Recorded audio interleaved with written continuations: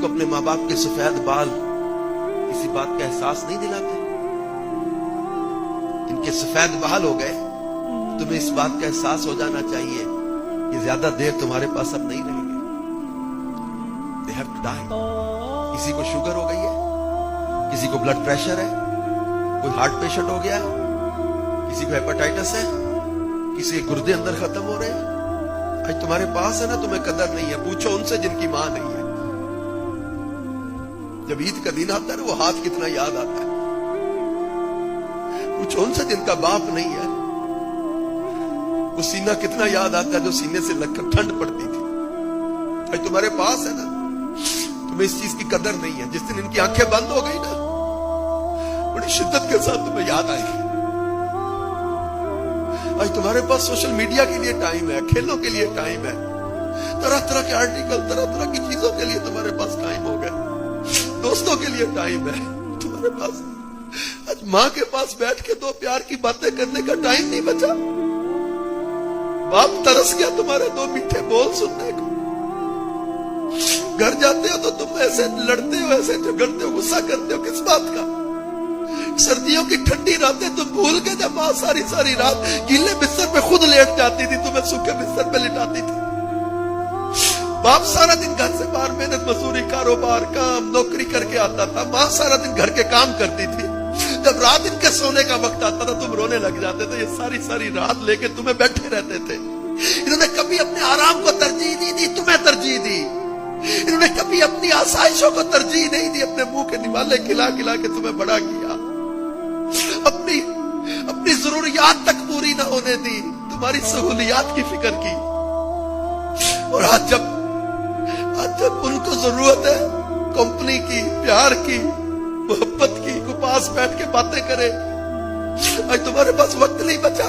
تمہارا موبائل اتنا وقت لے گیا، تمہارا سوشل میڈیا تمہارا ٹائم لے گیا، تمہارے کھیل تمہارے ٹائم لے گئے. تمہارے ماں باپ ترستے رہ جائیں. پھر وہ کہتے ہیں فلاں جگہ نہ جاؤ، تم کہتے ہیں مجھے عقل ہے، تم ڈنگر ہو، تمہیں سمجھ نہیں ہے، تمہیں عقل نہیں ہے. ماں باپ کو پاگل کہتے ہو. ارے وہ تمہارے دوست ہیں، وہ تمہارا برا نہیں چاہتے. ہمارے والد صاحب ایک حکایت سمجھانے کے لیے بتایا کرتے تھے کہ ایک شخص تھا، کسی لڑکی کی محبت میں بہت پاگل ہو گیا. ماں نہیں مانتی تھی. اس لڑکی کے ساتھ اس نے نکاح کر لیا، گھر لانا چاہتا تھا، ماں مانتی نہیں تھی. اس لڑکی نے شرط رکھی کہ اس بڑھیا کو مار، تب میں تیرے ساتھ رہوں گی. یہ بدبخت اپنی ماں کو قتل کر کے، اس کا کلیجہ نکال کے اپنی محبوبہ کو خوش کرنے کے لیے جا رہا تھا. رستے میں ٹھوکر لگی، پاؤں کو پتھر سے ٹھوکر لگی. ماں کے کلیجے میں سے آواز آئی، میں صدقے جاواں میرا لال، ساٹتے نہیں لگی. ماں ہوتی ہے. یہ تمہارا ہمارا برا نہیں سوچتے ہیں، یہ ہمارا بھلا سوچتے ہیں. لیکن ہم ان کے احسانوں کو بھول گئے. آج جس ماں باپ نے انگلی پکڑ پکڑ کے چلنا سکھایا، ہمیں چلنا آ گیا نا. آج اپنی جوانی کا روب ان کے آگے دکھاتے. جس ماں باپ نے ہمیں اپنے منہ کے نوالے کھلا کھلا کے بڑا کیا، طاقت آئی تو اسی ماں باپ کے آگے زبان چلاتے. جس ماں باپ نے سپنے دیکھے ہمارے مستقبل کے لیے، ہمارے فیوچر کے لیے دعائیں مانگی ہیں جنہوں نے، اور آج ان کی آنکھوں کے سامنے آپ غلط لڑکوں میں بیٹھو، شرابی لڑکوں میں بیٹھو، بدکاریاں زنا کرنے والے لڑکوں میں بیٹھو. ان کو تو راتوں کی نیندیں اڑے گی کہ نہیں اڑے گی؟ تم کہتے میں بڑا مضبوط ہوں، میں بڑا پکا ہوں. پتہ ہی نہیں چلتا یار، نشے کا، جوئے کا، بے حیائی کے کاموں کا کب رنگ چڑھ جاتا، کب اثر پڑ جاتا. نہ بھی ہو، چھاپا پڑے تو یار جو نہیں کھیل رہا اس کو بھی تو پکڑا جاتا کہ نہیں پکڑا جاتا. کیوں ماں باپ کے لیے صدمے کا باعث بنے؟ کیوں ایسی صحبت میں بیٹھ جائے؟ اپنے فوکس رکھے. یار آپ کی تعلیم ہے، اسٹڈی ہے، آگے بڑھنا ہے، بہت کچھ کرنا ہے. اس کو ڈی فوکس نہ ہونے دے. خدا را اپنی توجہ اپنی پڑھائی پر رکھے اور اپنا فارغ وقت اللہ اور اس کے رسول کی یاد میں گزار دے. درود پاک پڑھے، نماز کی پابندی کرے، قرآن پاک کی تلاوت کرے. یہ آپ کے ذہن کو فریش کریں گی چیزیں.